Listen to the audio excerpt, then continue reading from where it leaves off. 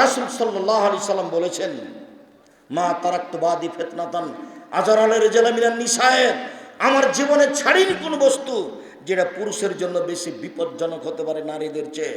আমার জীবনে আমি ছাড়িনি কোনো বস্তু যেটা পুরুষের জন্য বেশি বিপজ্জনক হতে পারে নারীদের চেয়ে। আমার জীবনে আমি ছাড়িনি কোনো বস্তু যেটা পুরুষের জন্য বেশি বিপজ্জনক হতে পারে নারীদের চেয়ে। নারী হচ্ছে পুরুষের জন্য বেশি বিপজ্জনক বস্তু। এক মিনিট, এর বাস্তবতা দেখায়। এক মিনিট খেয়াল করবেন। মারা আইতমিন না কেসে তাকলিন দিনিন আধাবেল রুবিল রাজুলিল হাজেম, আমি আমার জীবনে দেখিনি কোনো নারীকে তোমাদের চেয়ে কাউকে যে বুদ্ধিমানের বুদ্ধিকে নষ্ট করতে পারো। ও নারী জাতি, তোমরা এমন জাতি যে বুদ্ধিমানের বুদ্ধিকে নষ্ট করতে পারো। ও নারী জাতি, তোমরা এমন জাতি যে বুদ্ধিমানের বুদ্ধিকে নষ্ট করতে পারো। আমি দেখিনি কাউকে যে বুদ্ধিমানের বুদ্ধিকে নষ্ট করতে পারে তোমাদের চেয়ে কেউ। তোমরা এমন জাতি যে বুদ্ধিমানের বুদ্ধিকে নষ্ট করতে পারো।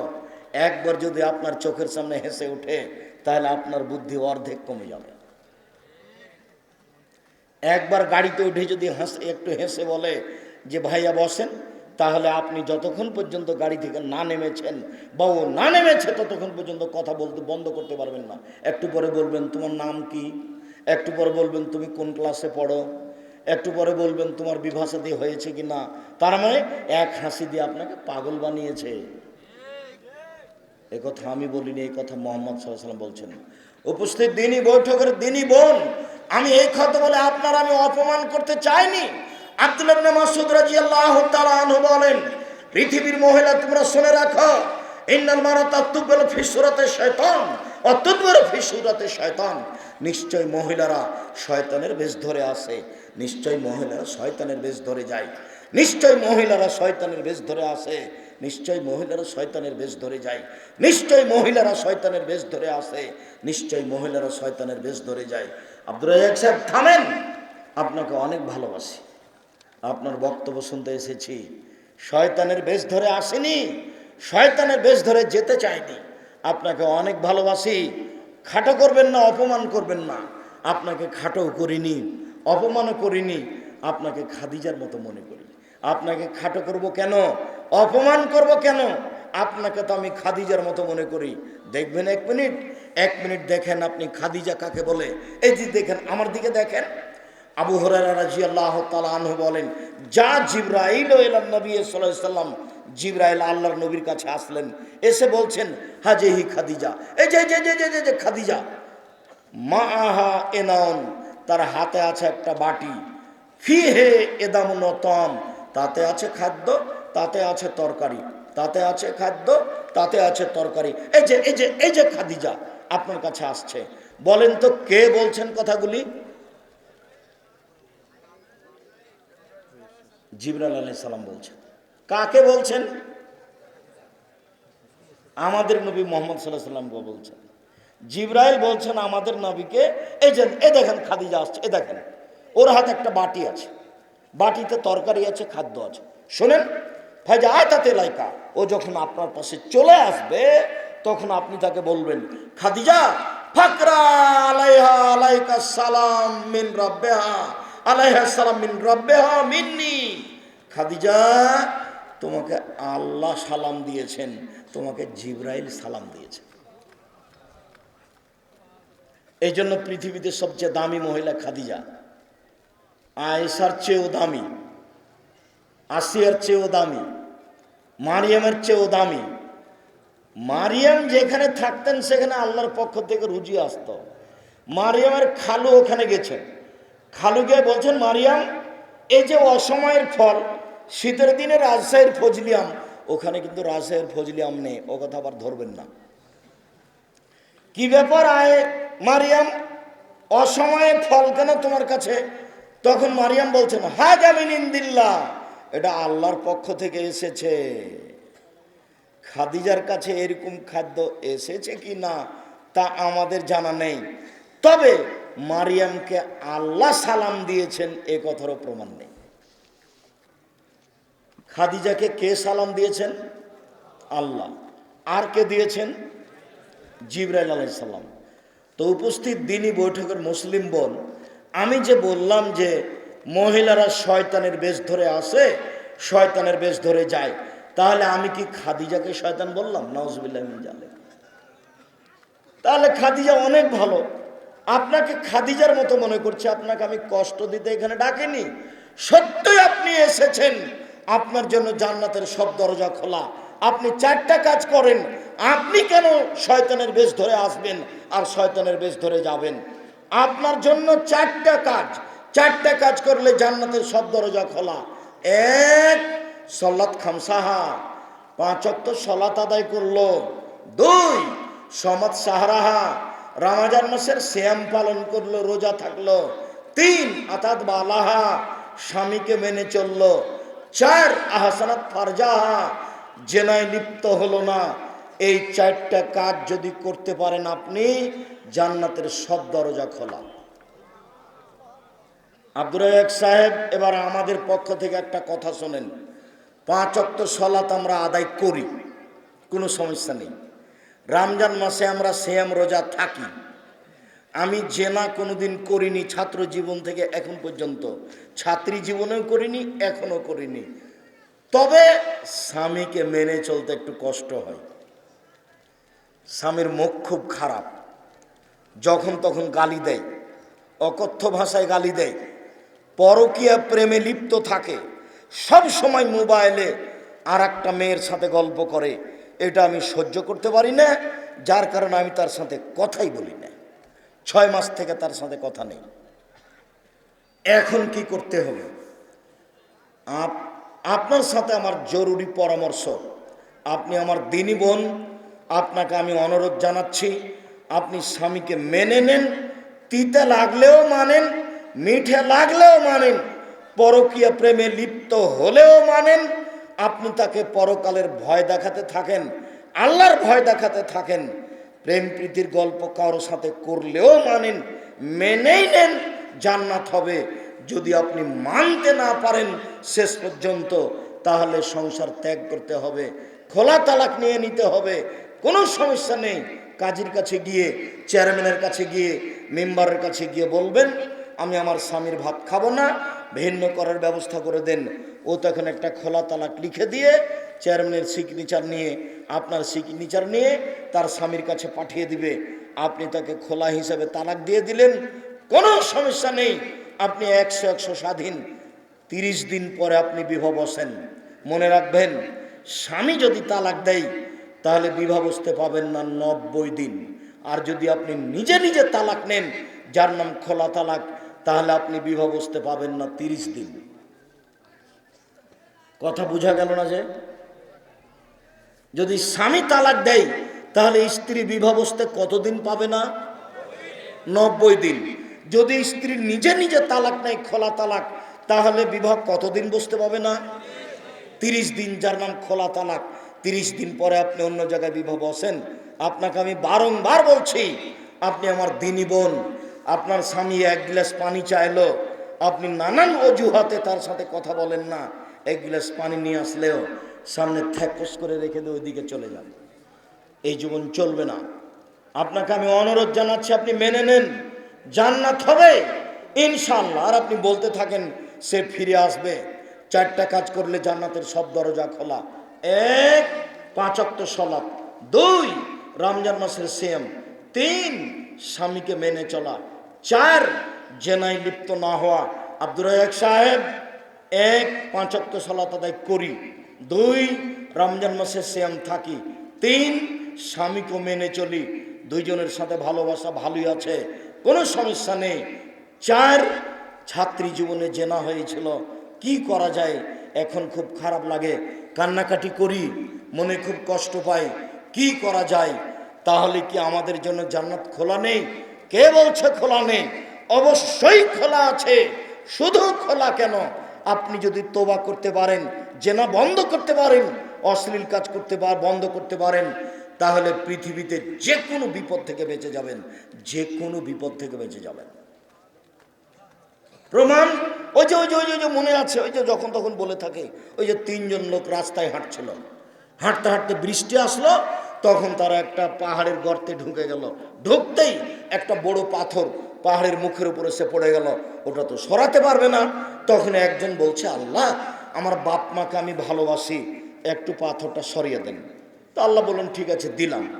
আরেকজন লোক বলল, আল্লাহ আমি একটা লোককে কাজে নিয়েছিলাম, অর্ধেক দিন কাজ করলো, মনটা খারাপ করে চলে যাচ্ছে।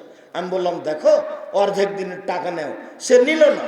আমি তার টাকা দিয়ে গরু ছাগল করলাম অনেক, অনেক দিন পরে এসে বলছে আমাকে অর্ধেক দিনের টাকা দেন।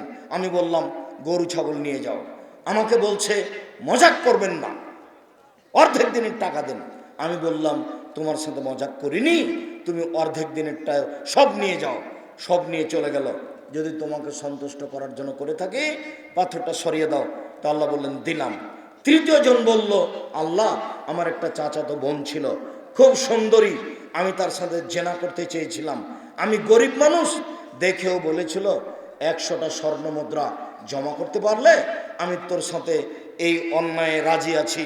আমি হাড় ভাঙা পরিশ্রম করে 100টা স্বর্ণ মুদ্রা তার হাতে দিয়ে জেনা করতে বসেছি। তখন আমাকে বলছে আব্দুল্লাহ ইত্তাকিল্লাহ, এ আল্লাহর বান্দা আল্লাহকে ভয় কর, তুই আমাকে অসতী প্রমাণ করিস না। ফাকুম তা না, আমি ওখান থেকে উঠে গেছি, জেনা করিনি। যদি তোমার ভয় করে থাকি পাথরটা সরিয়ে দাও। আল্লাহ বললেন ঠিক আছে দিলাম। আপনি যদি অশ্লীল কাজ বন্ধ করতে পারেন পৃথিবীর যে কোনো বিপদ থেকে বেঁচে যাবেন। এ দেখেন বুখারী মুসলিমের হাদিস। আমি আপনাকে এখানে আর একটা কথা বলেছি, এই ছেলে তোমাকে বলেছি, এই মেয়ে শোনো তোমাকে বলেছি, তোমার মোবাইল থেকে ছেলেটার নাম্বারটা হারিয়ে যাবে। আর তোমাকে বলেছি তোমার মোবাইল থেকে মেয়েটার নাম্বার হারিয়ে যাবে। কিভাবে হারাবে? তুমি বলবা আল্লাহ মারিয়াম যেমন বলেছিল। মারিয়াম কি বলেছিল? মারিয়াম বলেছিল যখন জিবরাইল এসে বললেন মারিয়াম আপনার একটা সন্তান হবে, তখন মারিয়াম বললেন বলেন কি, ওলা মিয়ামসাসিনি বাশারুন ওলা মাকো বাগিয়া, আমি ব্যভিচারিণীও নই, আমার বিবাহ হয়নি, সন্তান কি করে হতে পারে?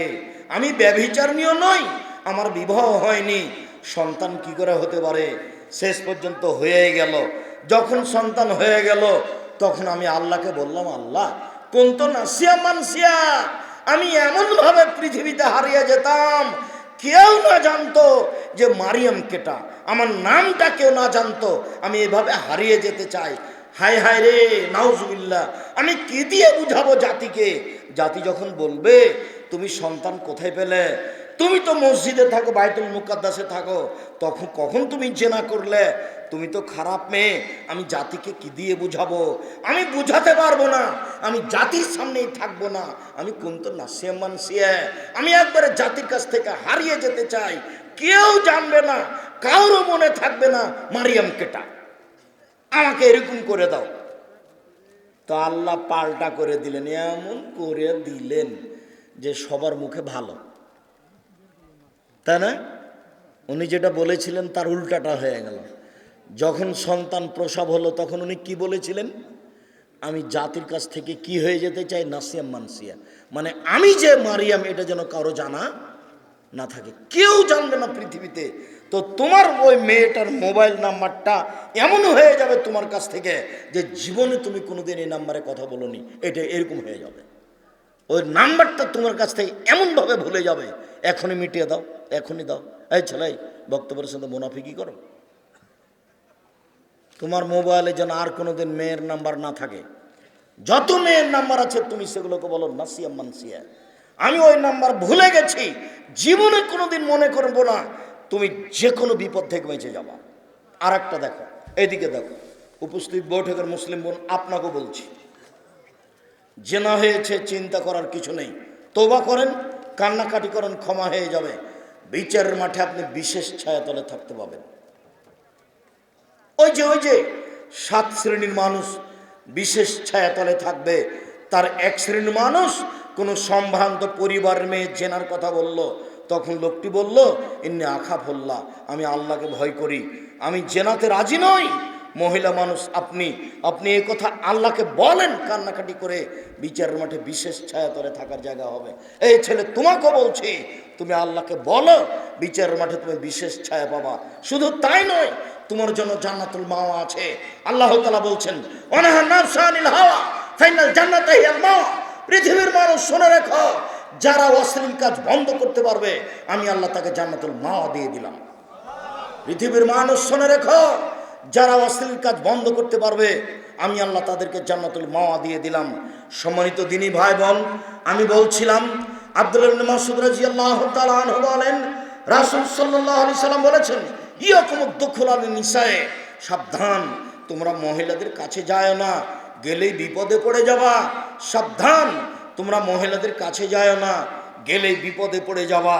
তখন একজন আনসারী বলছেন আল্লাহর নবী আলহামু দেবর, তাহলে দেবর কি করবে? ও যে ভাবির সাথে থাকে খায়, তাহলে দেবর কি করবে? তখন আল্লাহ রাসূল বলছেন আলহামু আল মউত, ভাবিকে দেবরকে ভয় করতে হবে মরণের মতো। মরণকে যেমন ভয় করে মানুষ, আসলো কি আসলো, কখন যে মরণ হবে, এরকমভাবে দেবরকে ভয় করতে হবে। এই ছেলে, তোমার কথাটা মনে আছে কি না দেখি, তোমাকে একটু স্মরণ করাই। এই যে কথাটা আমি তোমাকে বলছিলাম যে তোমার ভাবি বোরখা পরে, 5 ওয়াক্ত সালাত আদায় করে, তাহাজ্জুদ পড়ে, মাথায় কাপড় দিয়ে থাকে, তুমি যে ঘরে আছো সেই ঘরে হঠাৎ করে চলে গেছে, চলে গিয়ে দেখছে যে তুমি বসে আছো। তো তোমার ভাবি বলছে আরে আহমদ, তোকেই তো খুঁজছি, তুই এতক্ষণ থেকে কোথায় ছিলি? তোমার ভাবি কিন্তু তাহাজ্জুদ পড়ে, বোরখা পরে, আর খুঁজতে গিয়ে তোমাকে বলছে যে তোকেই তো খুঁজছি, কোথায় গেছিলি? আরেকজন এবার খালেদের ভাবি তাহাজ্জুদ পড়ে, বোরখা পরে। তো এই ঘরে যে খালেদ আছে তার জানা ছিল না, মাথায় কাপড় নেই তোমার ভাবির, তোমার ঘরে চলে এসেছে। চট করে তোমার ঘরে আসার সাথে সাথে উল্টা ফিরে গেছে, ছি ছি ছি ছি ছি ছি, আমার দেবরের ঘরে ছিল, আমি তো খেয়াল করিনি। ইন্নালিল্লাহ, আমার দেবর মনে হয় আমার মাথার চুল দেখে নিয়েছে, আমাকে মনে হয় খালি গায়ে দেখে নিয়েছে, ছি ছি ছি ছি। বলো তো এটা কি? এটা ঈমান। ঈমান যত বেশি হবে পাপ তত কম হবে, ঈমান যত কম হবে পাপ তত বেশি হবে। লোকটা তাহাজ্জুদও পড়ে আর ল্যাংটা মেয়ে টিভিতে দেখে, তাহলে ঈমান কোথায় গেল? তোমার ভাবি তাহাজ্জুদও পড়ে, দেবরের সাথে গল্প করে, তোমার ভাই যখন থাকে না, বলতে যাচ্ছ না তো যে দেওয়ালে লেগে গেছে, তখন প্রতিবেশী এই যে লেগে গেল, বস্তির গ্রামের মতো হয়ে। এর নাম প্রতিবেশী নয়। ভালো প্রতিবেশী যার, সুখময় জীবন তার। 3 আল মারকাবুল হানি, ভালো গাড়ি যার, নষ্ট হয় না, চেন পড়ে না, টায়ার নষ্ট হয় না, সুখময় জীবন তার। 4 আল বাইতুল ওয়াসি, প্রশস্ত ঘর যার, অন্তত মেহমান বসার ঘরটা বড় হতে হবে। আর মেহমান মাঝে মধ্যে থাকতে হবে বাড়িতে, মেহমান থাকা জরুরি। মেহমান দিয়ে জান্নাত কিনে নিব। কি দিয়ে জান্নাত কিনবো? মেহমান দিয়ে, ফকির মিসকিনকে খাদ্য দিয়ে জান্নাত কিনে নিব। এ কথা আল্লাহ বলছেন, এ কথা নবীও বলছেন। মহান আল্লাহ বলেন ওয়াকারনা ফি বুয়ুতিকুন্না ওয়ালা তাবাররাজনা তাবাররুজাল জাহিলিয়াতিল উলা। হে মুসলিম মহিলা, তোমরা বাড়িতে থাকো, বন্যতার যুগে, বর্বরতার যুগে, অসভ্যতার যুগে নারীরা যেভাবে প্রদর্শন দিয়ে চলতো সেভাবে চলো না। এখন যেভাবে রাস্তাঘাটে চলতে দেখছেন, এটাই হলো জাহেলিয়াত, এটাই হলো বন্যতা, এটাই হলো বর্বরতা। ওর মাথায় কাপড় তাকে দিতেই শরম লাগে, এর নাম জাহেলিয়াত। বড় চাদর পরতেই তাকে শরম লাগে, এর নাম জাহেলিয়াত। ও এখন আর মানুষ হয়ে নাই, ও এখন পশু প্রাণী হয়ে গেছে। মহান আল্লাহ বলেন ইয়া আইয়ুহান নবী কুল লিআজওয়াজিকা ওয়া বানাতিকা নিসাইল মুমিনিন ইদনিনা আলাইহিন্না মিন জালাবিবিহিন্না।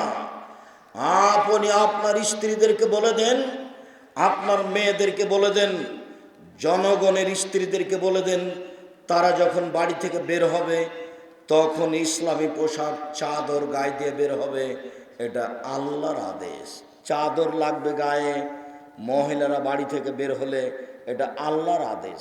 আল্লাহর আদেশকে অমান্য করে কোনো মহিলা পৃথিবীতে সম্মান লাভ করতে পারে না। উম্মু আতিয়া রাদিয়াল্লাহু তাআলা আনহা বলেন রাসূল সাল্লাল্লাহু আলাইহি ওয়াসাল্লাম আদেশ করলেন ওমের নুখরে গেল হইয়ে যাওয়া দিল খদুরে ইয়ামল ইদায়নে। ঋতুবতী মহিলাকে ঈদের মাঠে যেতে হবে। মহিলাদের 5 ওয়াক্ত সালাত বাড়িতে ভালো, জুমার দিন জুমা মসজিদে ভালো, ঈদের মাঠে যেতে বাধ্য। ভালো মহিলারা তো ঈদের মাঠে যাবেই, ঋতুবতীরাও যাবে।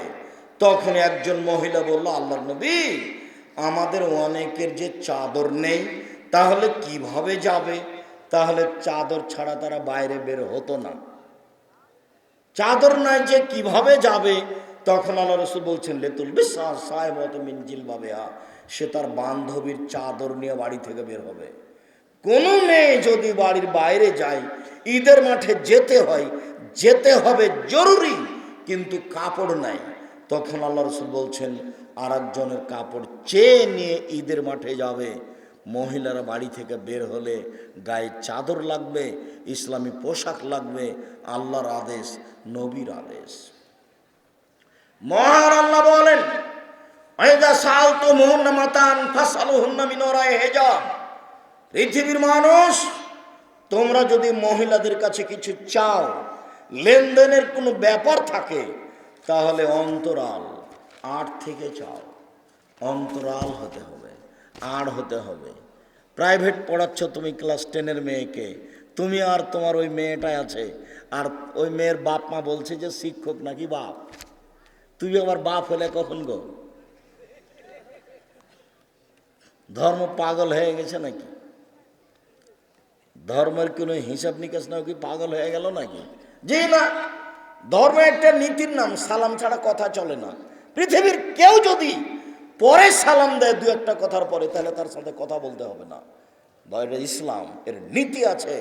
আগে জনগণের সামনে দাঁড়িয়ে বলতে হবে আসসালামু আলাইকুম, তারপরে কথা। কে যদি বলে আউযুবিল্লাহি মিনাশ শাইতানির রাজিম বিসমিল্লাহির রহমানির রহিম, সম্মানিত সভাপতি সাহেব, মাননীয় এমপি সাহেব, আসসালামু আলাইকুম, আল্লাহ নবী বলছেন এর সাথে কথাই হবে না, কথাই বলতে হবে। তার মানে মুহাম্মদ সাল্লাল্লাহু আলাইহি ওয়াসাল্লাম যেটা বলছেন, ইসলামের একটা নীতি আছে। অন্তরাল আড় থেকে চাইতে হবে। দালিকুম আথরলে কুলুবেকুম কুলুবেহিন্না, অন্তরাল থেকে চাইলে তোমার অন্তরটা পবিত্র থাকবে, তার অন্তরটা পবিত্র থাকবে। যদি মুখামুখি চাও, তাহলে তুমি তাকে দেখবে, ও তোমাকে দেখবে, তখন অন্তরে কথা জেগে যাবে, পরিবর্তন ঘটবে, তুমি তার কথা মাঝে মধ্যে বলবে। আব্দুল্লাহ ইবনে মাসউদ রাদিয়াল্লাহু তাআলা আনহু বলেন, রাসূল সাল্লাল্লাহু আলাইহি সাল্লাম বলেছেন, লা তুবাসিরুল মারাতাল মারাতা ফাতানাথা লিজাওজিহা কান ইয়ানজুরু ইলাইহা। দেখুন তো হাদিসটা বুখারী মুসলিম, একটু বুঝতে পারেন কিনা। আল্লাহ নবী বলছেন, কোন মহিলা যেন কোন মহিলার গায়ে হাত না লাগায়। কোন মহিলার গায়ে যেন হাত না লাগায়। কেন? হাত লাগালে কি হবে? ফাতানাথা লিজাওজিহা, তখন তার হাতটা শক্ত না হাতটা নরম, সে তার স্বামীর সামনে বলবে যে খালেদার হাতটা খুব নরম। ফাতানাথা লিজাওজিহা, তো নরম বলার সাথে সাথে তার স্বামী তাকে অন্তরের চোখে দেখবে। এইটা শরীয়তে নাজায়েজ, হারাম। এসব হাদিসের সারমর্ম কি? এই হাদিস কোথায় রাখবা? বিবাহ তো লাগলে দেশে দেখতে পাও, যুবকের গায়ে আর ভাবি আর চাচাতো বোনে একবারে হলুদ মাখছে, মানে কি? এর কেউ মানুষ নয়, পশু পারা নিয়ে গেছে। এরই নাম গরু ছাগল, এরই নাম গরু ছাগল, এরই নাম পশু প্রাণী। বিবাহটা আমিও গাইবান্ধায় করেছি, তোমার বাড়ির পাশেই, প্রমাণ করো দেখি। আমি বসে এখন আমি কথা বলছি বিবাহের বৈঠকে, তো আমার মামা শ্বশুর এসে বলছে যে, রাগ করে চলে গেল ভিতর দিকে, দিয়ে আমার শাশুড়িকে বলছে, বিবাহ উঠিয়ে দে, বিবাহ উঠিয়ে দে, এই ছেলের সাথে বিবাহ দিতে হবে না, বর কেন কথা বলে, বর কেন কথা বলে। মানে এটা হলো নীতির উল্টা, এলাকার নীতির উল্টা। বাংলাদেশের বিভিন্ন জেলাতে যেটা গাইবান্ধার কথা নকল করি, অবাক আমাকে হতে হয়। রাজশাহী চাঁপাইনবাবগঞ্জে বিবাহের একটা কাজও জায়েজ নয়। রাজশাহী চাঁপাইনবাবগঞ্জে বিবাহের একটা কাজও জায়েজ নয়, আল্লাহর রাস্তায় একটাও জায়েজ নয়, সবই হারাম। তার মধ্যে একটা হলো বলি যে মেয়েদের কাছে বিবাহ পড়াতে যায়, মেয়ে যেখানে আছে সেখানে সবাই যায়, চ্যাংড়া ছুল্লু সবাই ওখানে যায়, যে বলে অমুক নিবাসী অমুক এত নগদ এত বাকিতে তোমাকে বিবাহ করতে এসেছে, তুমি তাকে স্বামী সত্ত্বে কবুল করো। তখনও বলে কবুল করলাম, তখন দুইজন সাক্ষী ওখানে থাকে শোনে। এরপরে ওখান থেকে যখন যেখানে বর বসে আছে, এখানে যে আরো 15-20 জন 50 জন আছে, এখানে এসে দাঁড়ায়, এরা দাঁড়িয়ে থাকে। তখন বসে থাকা লোকগুলি বলে আপনারা কে? তখন বলে আমরা এ বিবাহের উকিল, মেয়ে কবুল করেছে। জি করেছে। আপনারা শুনেছেন? জি শুনেছি। তাহলে বসেন। তখন বসতে পাই, মনে হচ্ছে পাগলামি কারবার, হিন্দুর বিবাহ লেগেছে, কলার গাছের চতুর্দিকে ঘুরে ধর্ম পাগল হয়ে গেছে, ধর্ম পাগল হয়ে গেছে। গাইবান্ধা নয়, সারা বাংলাদেশ চ্যালেঞ্জ করলাম, এই নীতির বৈধতা যদি কেউ পেশ করতে পারে, সবই হারাম। বলেছি কাজী সাহেবকে যে আপনার ওই খাতার 4 জন সাক্ষীর ওই পেপারটা ছিঁড়ে টয়লেট পেপার হিসেবে ব্যবহার করতে হবে। অসম্ভব হতে পারে না বিবাহের জন্য 2 জন সাক্ষী। আল্লাহ নবী বলেন, এখানে কাজীর খাতাতে 4 জন আসলো কেন? ধর্ম কি পাগল হয়ে গেছে? আবার বলছে পুরুষের জন্য 2 জন আর মহিলার জন্য 2 জন, 4 জন সাক্ষী কেন? এই ছেলে, পৃথিবীতে মাত্র এক জায়গাতে 4 জন সাক্ষী লাগে, কি প্রমাণ করতে? জেনা প্রমাণ করতে। তো এখন কি জেনা করা হচ্ছে নাকি? তো বাপ আছে, বিবাহ দিচ্ছে, তো 4 জন সাক্ষী কেন? 4 জন সাক্ষী কোথায় লাগে? জেনাতে। জেনা প্রমাণ করতে পৃথিবীতে আর কোথাও 4 জন সাক্ষী লাগে না। 4 জন সাক্ষী কোথায় লাগে? জেনা প্রমাণ করতে। অথচ এই খাতাতে 4 জন সাক্ষীর জায়গা লেখা আছে। কাজী সাহেব আপনি কি করবেন সেটা আপনার ব্যাপার, তাহলে সরকারি ব্যাপার, সেটা হোক, তবে আপনি বিবেচনা করে দেখেন, এর নাম ধর্ম, এর নাম ইসলাম। রাসূল সাল্লাল্লাহু আলাইহি ওয়াসাল্লাম বলছেন লা নিকাহা ইল্লা বিশাহিদাইন, 2 জন সাক্ষী ছাড়া বিবাহ হবে না। রাসূল সাল্লাল্লাহু আলাইহি ওয়াসাল্লাম বলছেন লা নিকাহা ইল্লা বিওয়ালিন, বাপ ছাড়া বিবাহ হবে না। উকিল বাপ হারাম। গাইবান্ধাতে উকিল বাপ লাগে জরুরি, আর চট্টগ্রামে উকিল বাপই সেদিন থেকে বাপ। ওই বাপই এখন মেয়েকে আনবে, মেয়ের বাড়ি যাবে, বাস যাতায়াত করবে, এটা বাপ হয়ে গেছে সেদিন থেকে। অবাক ধর্ম। আর গাইবান্ধাতে উকিল বাপ লাগবে। মেয়ের বাপ যখন বেঁচে আছে তখন তার দাদার উকিল হওয়া হারাম। মেয়ের বাপ যখন বেঁচে আছে তখন তার জ্যাঠের উকিল হওয়া হারাম। দেখি কে প্রমাণ করতে পারে। প্রমাণ হয়ে গেলে আর কোনোদিন জাতির সামনে আসবো না। আইয়ুমা ইমরাতিন নাকাহাত বেগের ওয়াজনে ইলিয়া ফানে কাহা বাতিল, ফানে কাহা বাতিল। কোর্টের বিবাহ বাতিল, কোর্টের বিবাহ বাতিল। কোর্টে বিবাহ হয়েছে, 10টা ছেলে মেয়ে হয়েছে, এই বিবাহ আবার পড়াতে হবে। যত ছেলে মেয়ে হয়েছে সব অবৈধ। দেখি কে বৈধতার প্রমাণ দিতে পারে। মেয়ে বের হয়ে গিয়ে বিবাহ বসেছে, ওই বিবাহ বাতিল, ওই বিবাহ বাতিল, ওই বিবাহ বাতিল। আমি বলিনি এই কথা, এই কথা মুহাম্মদ সাল্লাল্লাহু আলাইহি ওয়াসাল্লাম বলেছেন। আব্দুর রাজ্জাক সাহেব, বের হয়ে বিবাহ হয়েছে আমাদের, এই কথাই ঠিক, কিন্তু আমার শ্বশুর এখন বেঁচে নাই যে। তো দেখো তোমার 4 শ্বশুর আছে নাকি, দেখো তোমার সম্বন্ধীয় মেয়ের ভাই আছে নাকি, মেয়ের ভাইকে সামনে রেখে আবার বিবাহ পড়াও। বলে ছেলে 10টা হয়ে গেছে যে, বলে সেদিক থাক, বিবাহ পড়াতে হবে আগে জরুরি, হয় বাপকে দিয়ে, না হয় চাচাকে দিয়ে, না হলে ওই মেয়ের ভাইকে দিয়ে, ছোট হোক আর বড় হোক, ওই মেয়ের ভাইকে দিয়ে বিবাহ পড়াতে হবে। অভিভাবক লাগবেই, ধর্ম তো পাগল হয়নি, অভিভাবক দিয়ে বিবাহ করতে হবে। আল্লাহ তাআলা বলেন ফানকিহুন্না বিইজনি আহলিহিন্না, মহিলারা খুব দামি জিনিস, ওদেরকে বিবাহ করতে হলে ওর বাপকে বলে করতে হবে, এমনি করা যায় না। এটা হিন্দু ধর্ম নয় যে জোর করে কপালে টিপ দিতে পারলে বিবাহ হয়ে যাবে। হিন্দু মেয়েকে বিবাহ করার 10টি পদ্ধতি আছে, তার একটি পদ্ধতির নাম রাক্ষসী বিবাহ। মেয়ের বাপ বিবাহ দিবে না, ছেলেটা যদি জোর করে কপালে টিপ দিতে পারে তাহলে বিবাহ হয়ে গেছে, এর নাম রাক্ষসী বিবাহ। কপালে টিপ দেওয়া এসেছে হিন্দুদের পক্ষ থেকে, যার কারণে মুসলিম নারীদের কপালে টিপ দেওয়া হারাম। আমি বলেছি মুসলিম নারী কপালে নখে নেইল পালিশ নয়, মেহেদি দিবে, পায়ের নখে মেহেদি দিবে, হাতের নখে মেহেদি দিবে। যেখানে যেখানে মেহেদি লাগালে মেয়েকে সুন্দরী লাগবে দেখতে, সেখানে সেখানে মেহেদি দিবে, এ কথাই ঠিক। নখে নেইল পালিশ দিতে পাবে না। ইহুদি খ্রিস্টানদের পতিতালয়ের মেয়েদের বৈশিষ্ট্য হচ্ছে নখে নেইল পালিশ দেওয়া। ইহুদি খ্রিস্টানদের পতিতালয়ের মেয়েদের বৈশিষ্ট্য হচ্ছে নখে নেইল পালিশ দেওয়া। ইহুদি খ্রিস্টানদের পতিতালয়ের মেয়েদের বৈশিষ্ট্য হচ্ছে নখে নেইল পালিশ দেওয়া। আদর্শ পরিবার বইটা পড়েন, আব্দুর রাজ্জাক বিন ইউসুফ, আদর্শ পরিবার। আপনার জন্য লিখেছিলাম, জানি না 100 টাকা আপনার কাছে কেন বেশি হলো। মনে রাখবেন, জাতির যদি রাস্তাঘাট করে দিতে না পারি, জাতির যদি স্কুল কলেজ করে দিতে না পারি, জাতিকে চূড়ান্ত সঠিক ধর্ম দিতে পারবো ইনশাআল্লাহ। মনে বড় সাধ, এই জামিয়া সালাফের মাধ্যমে এদেশের ছেলে মেয়েদের উন্নত মানের শিক্ষা দিয়ে, বাংলা ইংরেজি আরবি উন্নত মানের শিক্ষা দিয়ে অন্যায়ের বিরুদ্ধে লড়বো। মুখে কলমে মিডিয়া দেখতে পাচ্ছেন সারা পৃথিবী জুড়ে চলছে। কলম যেসব বই পুস্তক পত্রিকা বের করি, সেটা পত্রিকার পিছনে 12 জন মুফতি আছে, প্রায় 16-18 জন লেখক আছে, লক্ষ লক্ষ টাকা খরচ আছে, 50টা প্রশ্নের উত্তর আছে। বইগুলোও তাই।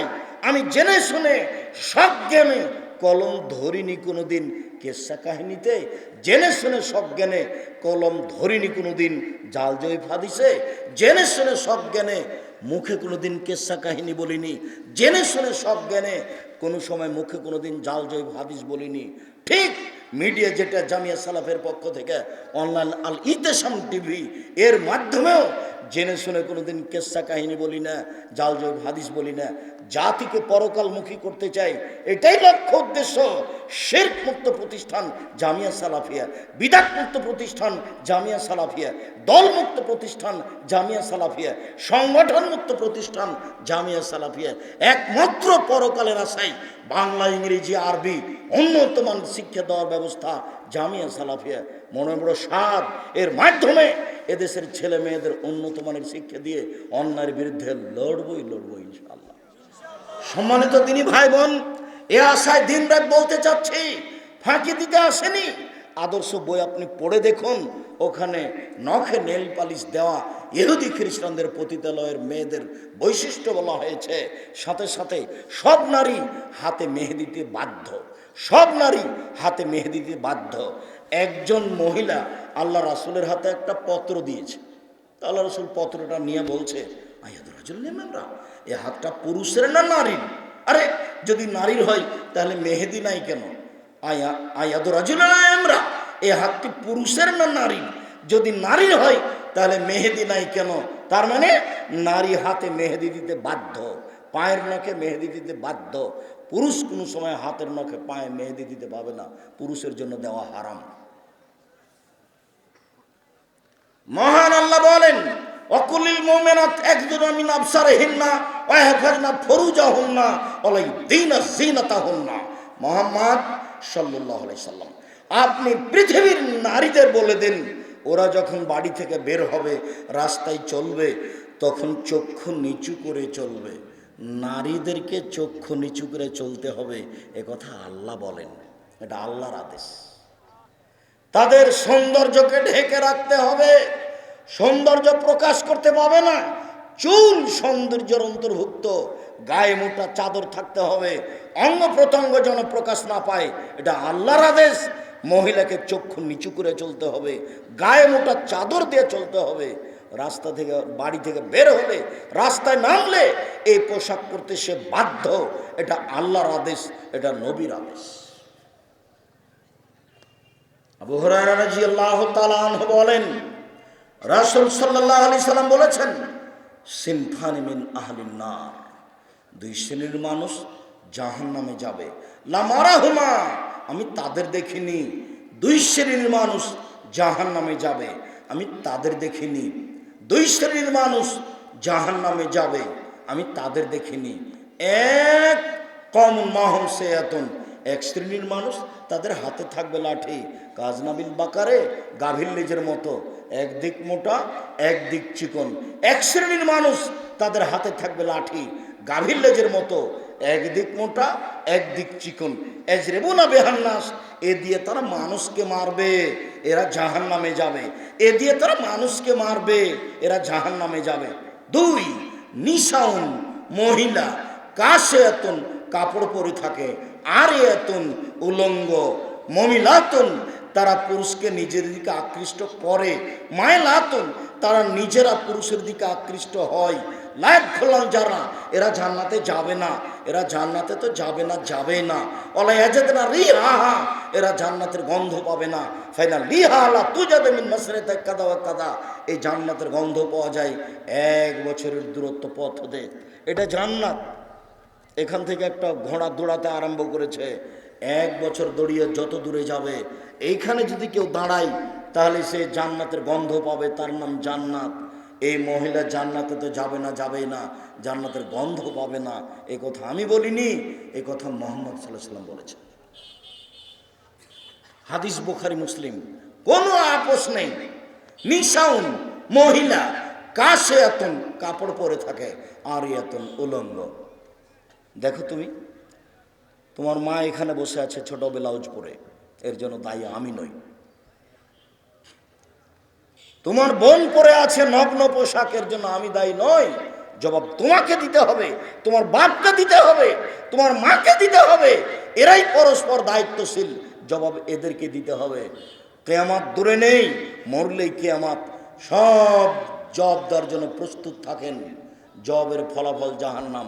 যদি উত্তর ভালো না আসে, ফলাফল জাহান্নাম। তাহাজ্জুদ পড়ে হবে না। 3 শ্রেণীর মানুষ জান্নাতে যাবে না। 1, মধুমিনুল খামর, যারা নিয়মিত বিড়ি, তামাক, জর্দা, সিগারেট, গুল, নেশাদার দ্রব্য খায় পান করে। 2, আর রাজরাতু মিনান নিসায়ে, পুরুষের বেশধারী নারী, যারা পুরুষের জুতা স্যান্ডেল পরে, যারা পুরুষের শার্ট প্যান্ট পরে, যারা পুরুষের পোশাক পরে, ওরা জান্নাতে যাবে না। যারা গেঞ্জি গায়ে দিয়ে চলে, যেটা দিন রাত দেখছেন, এরা জান্নাতে যাবে না। এ কথা রাসূল সাল্লাল্লাহু আলাইহি ওয়াসাল্লাম বলেন। 3, দাইস আলী ইউকিরু ফি আল খাবাসা, যে তার বাড়িতে বেহায়ের সহ্য দিয়েছে, সে হলো দায়ুস। যার মেয়ে নগ্ন পোশাকে স্কুল কলেজে যায়, যার স্ত্রী নগ্ন পোশাকে রাস্তাঘাটে ঘুরে, বাজার যায়, সে নিজে দায়ুস, সে জান্নাত যেতে পারে না। সম্মানিত দিনী ভাই বোন, আমি অনুরোধ জানিয়েছি, স্বামী হলে 5টা জিনিস লাগে। স্বামী হলে 5টা জিনিস লাগে। স্বামী হলে 5টা জিনিস লাগে। 1, ফাকসুহ মাক্তাকসাইতা, যে মানের কাপড় তুমি পরো, স্ত্রীকে সে মানের পরাও। 2, আতে মাতাইনতা, যে মানের তুমি খাও, স্ত্রীকে সে মানের খাওয়াও। 3, আল্লাহ তুকাব্বে, স্ত্রীকে কটু কথা বলো না, কখনো ভুলেও তার বদনাম করো না। ঠোঁটটা মোটা এ কথা বলো না, রংটা কালো এ কথা বলো না, দেখতে ভালো লাগে না এ কথা বলো না, কখনো তাকে কটু কথা বলো না। 4, কখনো তার মুখের উপরে মারো না।